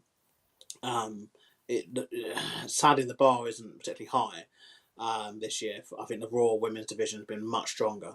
And even some of the stuff we saw much earlier in the year, even for the stuff like the women's tag titles on Raw, had been much better.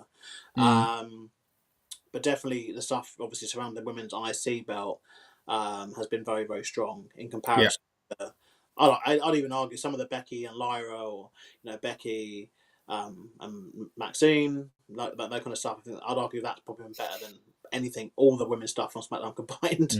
But we're in a situation now where Tiffany is getting stale, and she's gone through everyone she kind of needs to go through.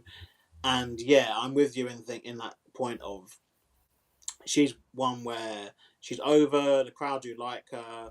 But obviously, and it was a good decision they made, obviously, to keep the belt on her for this time. There was moments where obviously people did think that Charlotte Flair would beat her at WrestleMania, and obviously we've long gone past that. But I think now's the time to make the change onto Jade, because they've flirted with it so much. And to kind of just not do it again would be a bit of a waste. Yeah, particularly with the turn angle, like if she doesn't now, she probably will never win. I felt that way. I think it was SummerSlam, wasn't it, when they faced off before? Like I felt like, oh, this has all been for nothing. Like, because it was two baby faces who, again, I don't mean to be offensive, but wasn't the most entertaining match. And I feel like maybe they'd kind of put themselves into it and thought, we can't do this. This isn't the time. And they couldn't back out. And they were like, we'll just keep it the way it is. And we'll kind of go at it again. And I think since then, as you say, Jade did a great showing in that. She's tweaked her character a little bit. Tiffany's been a bit more defined as, I guess, the babyface in this feud. And I think Tiffany had a great showing against Stephanie Vacant. Stephanie, someone that's not been in the company too long, but is, of course, a lot more experienced than a Jade versus Tiffany match. I think this kind of highlighted. You look at Jade versus Tiffany a few months ago. I think Jade versus Charlotte highlighted that. Tiffany versus Charlotte highlighted that Tiffany wasn't at that level, and she seemed to struggle. I mean, she looked a mess at the end of that match. I enjoyed it. I thought she did well to get out of it, but I think it did show levels. Then her versus Jade showed that they both aren't on that level, and they weren't bringing each other up to that level.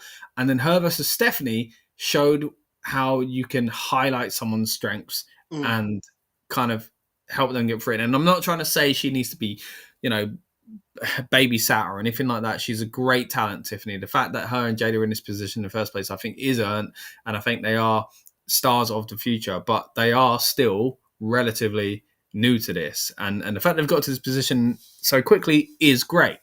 But they are still relatively new to this, and it does shine in some of those examples, I think. So maybe that's what it is. Maybe it's took a little bit of time to go. Maybe we are a little bit more ready for it this time.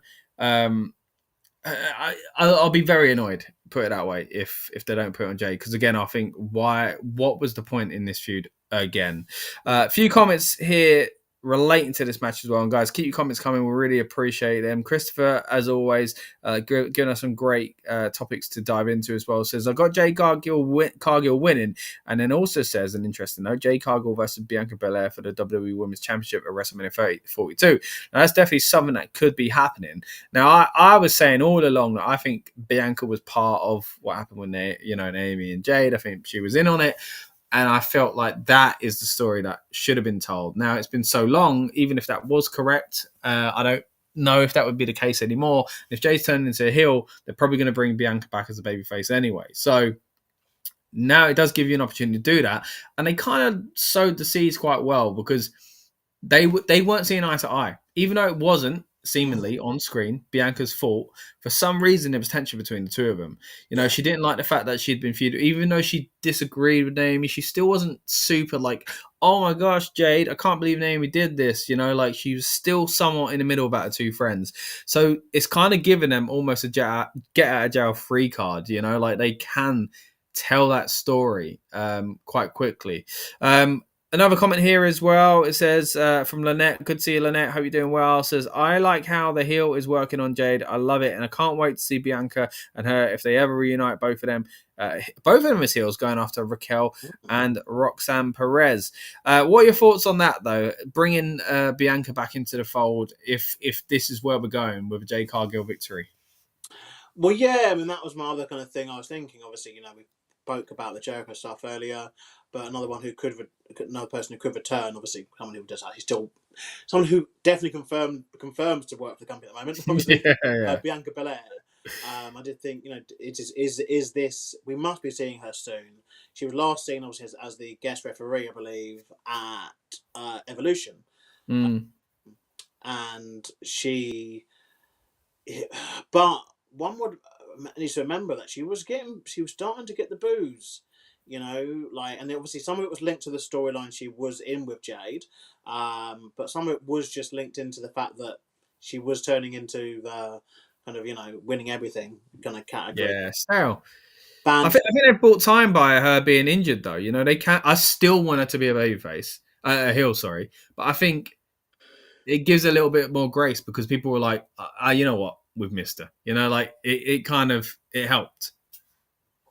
I mean, I think if they are going to do Bianca versus Jade, like surely it'd be easier for Bianca to be the villain. But I guess they're thinking, well, because Bianca's not been on television for so long, it'd probably be easier to turn Jade. But then you could have just done Jade winning at Summer.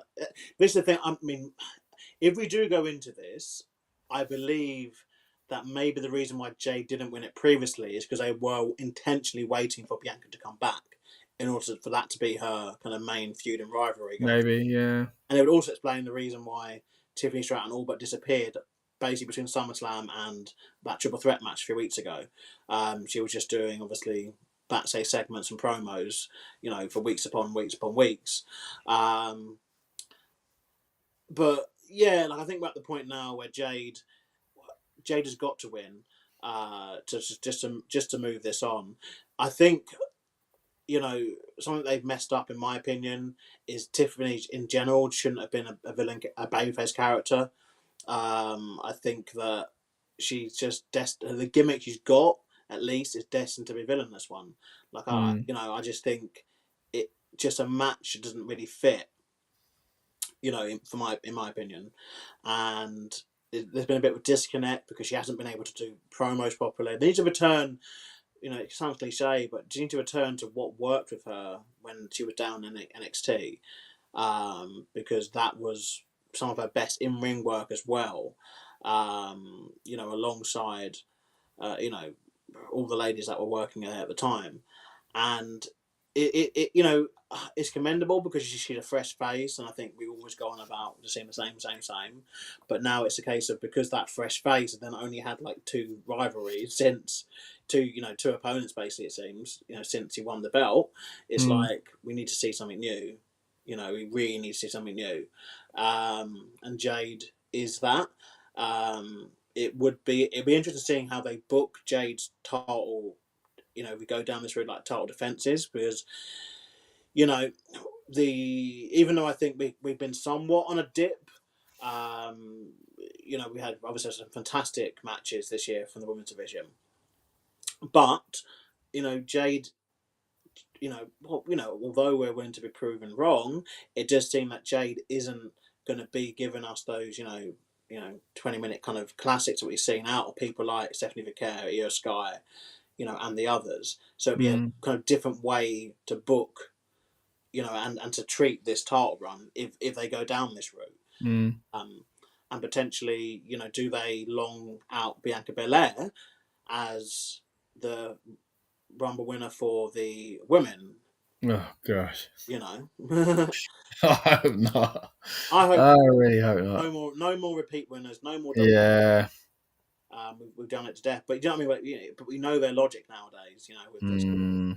But yeah, no. I think in terms of this match, though, I think that if they can just piece together, kind of, it's been a few months since SummerSlam, and people change, performers grow, and there's now a key difference to this match. There's now a villain. There wasn't at SummerSlam. Yeah. I think storyline growth with both women, since that match. Hopefully the crowd receptive to it. We could be on for like a decent match, I think. Yeah, 100%. I mean, it looks like me and you are looking at a Jade Cargill victory here. Some other people in the comments so far have been saying the same. Ace Taylor says, is Tiffy time though? So that's on the opposite side of the coin there. Lynette also looking about a future match between Charlotte Flair and Jade Cargill. I think that's a nice one to kind of be optimistic about as well if Jade Cargill does pick up the title. That's someone, of course, who could go after if she's not sticking around her best mate, Alexa Bliss, of course. So hopefully a match for the future. Not just yet for me. Lynette also says, my other question is, are WWE ever going to see Liv Morgan return? Do you think she'll go after Roxanne Perez? Yeah, I mean, she should be coming back, hopefully, not too far from today. I don't know when she's due back, but I don't think it's super, super long. And yeah, surely the easy thing is to go after Roxanne Perez. But then it might not work out that way. She might come in and kind of welcome Roxanne Perez into a full sense of security, and then the Judgment Day falls apart a few months later. I mean, we've been saying that for years now, and I'm okay not splitting like the Judgment Day. I got to be honest. I still don't mind having them, especially when you've got this new element of the women's side of it. I've quite enjoyed that as well. Crest 11 Football says, the winners should get tonight should be Penta, Tiffy time, Cody, and Punk. The Penta one's interesting. We'll get to that in a minute, but thank you for your comment, buddy. Appreciate that. Lynette says, they say Liv Morgan might be coming back by 2026. I would imagine so. I mean, again, I don't really know how bad her injury is. Any news you've heard, Lucas, as far as Liv Morgan time frame? I think it's longer than you're thinking. Is it? Yeah, I believe it's longer than you're thinking. So I don't think she's back anytime soon. But as we've seen previously, stranger things have happened in wrestling. Here's me hoping for a Rumble return. All right, then. All right, let's move into the final match to predict again. We've already touched on the World Heavyweight Championship, WWE title, the Women's WWE title, and now it's time to talk Intercontinental Championship. We're about 20 minutes away from the show kicking off. This is your build-up show for Saturday night's main event from the Rebellious Noise Pro Wrestling channel. If you haven't already, please subscribe and check out more of our content. It's not just build-up shows and predictions and reviews that we do on this channel. We also get the opportunity to interview some of your favorite WWE superstars, and we've done that in the past, chatting to the likes of some of the people we've talked about tonight. We've had a great conversation on this very channel with Liv Morgan, with Bianca Belair, and with Gunther. And the reason why I mention Gunther is because I think this has a really, really, really weird roundabout way of getting towards Gunther in the end. And what I'm talking about here is the Intercontinental Championship match between Penta, Dominic Mysterio, and Rusev. And you might be thinking, Scott, what the heck are you talking about? Gunther's not even in this match. I know, but there are a lot of rumors going around, guys, that Dominic Mysterio will be losing this title, not at Saturday night's main event, not to Penta, and not to who's the other one in the match? Rusev. Rusev, but instead to John Cena. Now the story there, of course, is the fact that John Cena has never become IC champion the whole time he's been in WWE, but that's been something people have wondered about his retirement year. And it does put high stakes on a final match if he is the champion, which again, if rumors are to be believed, he picks it up at Survivor Series and then goes to the next Saturday Night's main event to defend against, again, someone that's been rumored heavily as his final opponent in Gunther. And then we somehow get back to Gunther being IC champion after all this time, which is quite an interesting turn of events. But I believe it. Is what I'm saying. I believe that is where they are going with this. It sounds kind of too perfect, which kind of sometimes suggests maybe we shouldn't believe it. But for me, these are things that I've heard for a long time. And now that we get closer, they are starting to take shape and they make sense. I've heard for a long time about the possibility of John Cena and Dominic Mysterio. I've heard for a long time about the possibility of John Cena winning the IC title. I've heard for a long time the possibility about John Cena versus Gunther as the final match in his illustrious career. So I buy it, which means on this show, Dominic Mysterio is leaving with a title. Lucas, what do you think? Have you heard those rumors? Do you agree that is likely? Or do you think Penta's walking away with a title with his funky little walk? See, this is the thing. I think Penta has called a bit, since definitely since his debut. Sure. But definitely the last few months, I think there's definitely been a bit of callage there. And they're obviously keeping it on Dom for a reason. And I don't believe the reason is for him to lose tonight at Saturday Night Main Event. I think it's for him to go forward with this championship and to lose to someone in the future. And I think that they're trying to somewhat salvage John Cena's retirement. And this was on fan lists for a long while. John Cena winning the IC championship, completing his Grand Slam, etc. So, yeah, I can kind of see that being the direction they go in. And obviously, Dom's still the Triple A champion as well, isn't he? He's still the mega champion. Yeah, and I think that's a great point because it gives them an opportunity to do something else with that title and put a focus on that title. Yeah. Taking over Dom is a shame, and I would prefer it to have been a bigger. To go back onto Gunther though, so yeah. I think they find a way to maybe not make that last match not for the belt, or Cena vacates it after he wins it or something. I don't know. Yeah. It's just not an iconic image, though, is it? Cena leaves in the IC strap in the middle of the ring, like leaving the WWE title in the middle of the ring is something else. But it complicates that last match, in my opinion. I think Gunther winning it would be fine, but I just don't want him to have it for 7 years again. So, it's. I mean, not that I didn't enjoy it the first time around. We have to obviously, we've got a month and a bit. That's it. I mean, it's weird that we're predicting this match with stuff that's so unrelated, but all this news basically started coming out the last few days just before the show itself. We're going to get to some of these comments before we do wrap up, guys, because again, we're 15 minutes away from the show kicking off now, and we will touch on what we think maybe will happen in the match if we don't even think there will be a new champion. Kieran says Punk, Cargill, Penta as well, and Cody Rhodes. Again, I would agree with 3 out of 4 of your picks there, but although I do think Jey Uso could edge it. Lynette says, Mr. Scott, this is so tough for me. I love them, but I'm going to pick Rusev. I think Rusev is a dark horse in this one. I mean, maybe we're all being swerved here, Lucas. It is a possibility that maybe this John Cena thing isn't actually happening. Vision members will ruin the CM Punk moments, as Kieran as well. Sorry, what was that? The other option is Rusev wins and they run back Rusev and Cena because Rusev and Cena was a big rivalry. And it does give them a clearer villain babyface dynamic, for that match.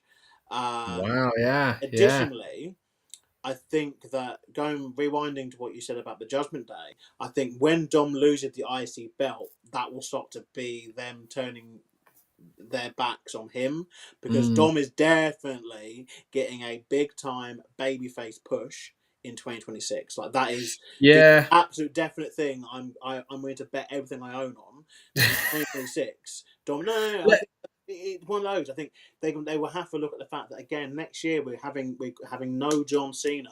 Yeah. are firmly into Roman Reigns is part-time.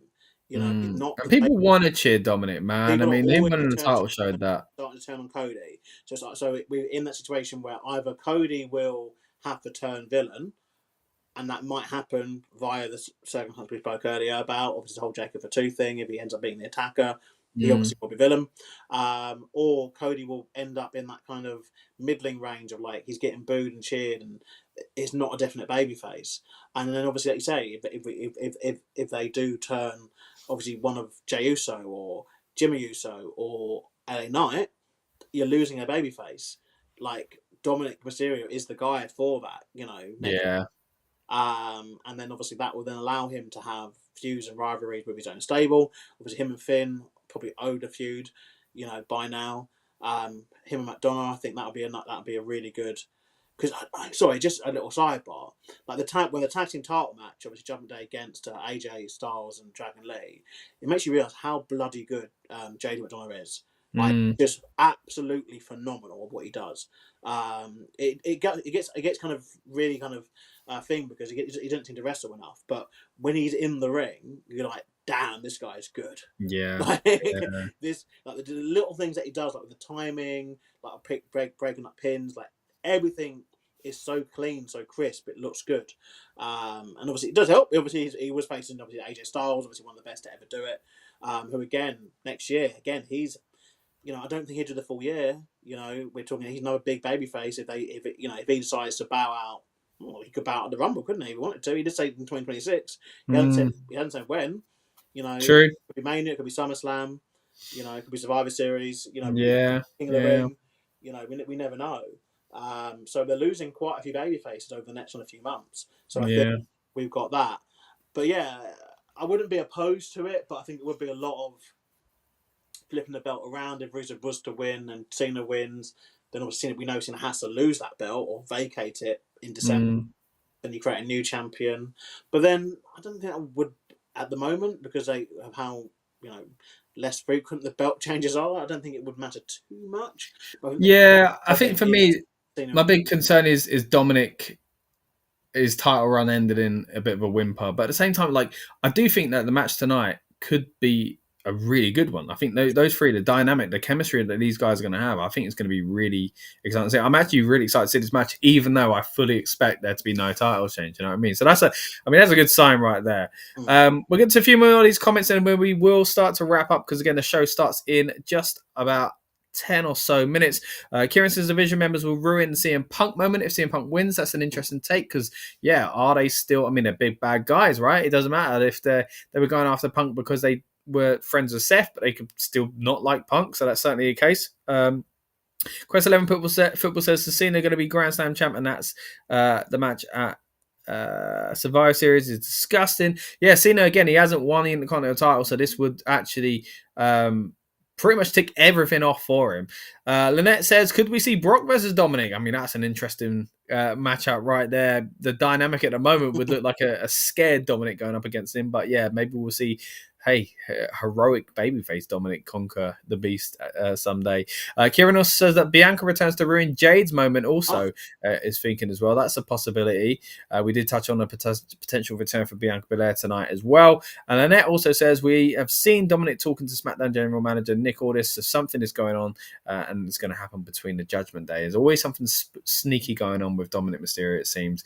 And it does feel like we are probably going to get, as Lucas says, either a big turn from Dominic in 2026 or some change to the dynamics of the Judgment Day and its members anyway. But that does really bring us again towards the show itself. I really do appreciate everyone that's tuned in, whether you're commenting or you've just been lurking in the background. Don't worry, we appreciate you as well. If you haven't already, please subscribe and check out more of our content. Again, we've got loads of interviews on this channel with some of your favorite WWE superstars, such as Judgment Day members like Finn Balor and former members like Rhea Ripley and Damian Priest, just to name name a few. And we've got some more content on this channel that I'm sure you can dig into from the archives as well. We'll also be back talking all things Survivor Series and trying our best to cover John Cena's final few dates on his farewell tour as well. Of course, the next Saturday night's main event is his last ever match for WWE, so it's going to be an emotional one. But this has been an exciting one in itself. I'm looking forward to this show. I hope you've got yourself hyped up and in the mood and ready for it as well. We didn't talk about snacks or anything like that, but I hope you're all going to have a nice night watching the show. You got any good snacks coming up, Lucas? I might have some popcorn tonight. I've got some Halloween food still from yesterday. As in like sweets or like things that are shaped like bats and things like that? Oh, the thing is, that's a bit disappointing. It's a bit weird in that Halloween food, isn't it? Because it's either shapes of stuff or just stuff in different packaging. I've got a bit of mixture. I've got some bloody lovely mozzarella sticks from M&S actually. Oh, fancy. And then I got some like churros. I've been obsessed with churros recently. I don't know. Yeah, but yeah, some churros and I got some sweets. Yeah, I got some bits and pieces. Okay. So churros and mozzarella sticks, they're both similarly shaped. Maybe you could merge them together. I don't know. We don't want chocolate and mozzarella. Cheese and chocolate. Some people like that.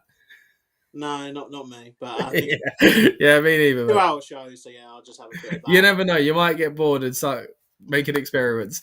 Anyway, thanks for joining me, Lucas. Always a pleasure to talk pro wrestling with you. Again, hopefully we're going to see some big stories coming out of Saturday night's main event. We don't currently plan to do an instant reaction review, sadly, tonight. But hey, if something insane happens and I'm still awake, you never know. Maybe we will get on. But again, unfortunately, not planning to do it at the moment. But we will be back as soon as we can for more wrestling content. As I say, thank you for tuning in. Please subscribe if you haven't already. And yeah, appreciate you. We will see you on the next one. Cheers. Right for now.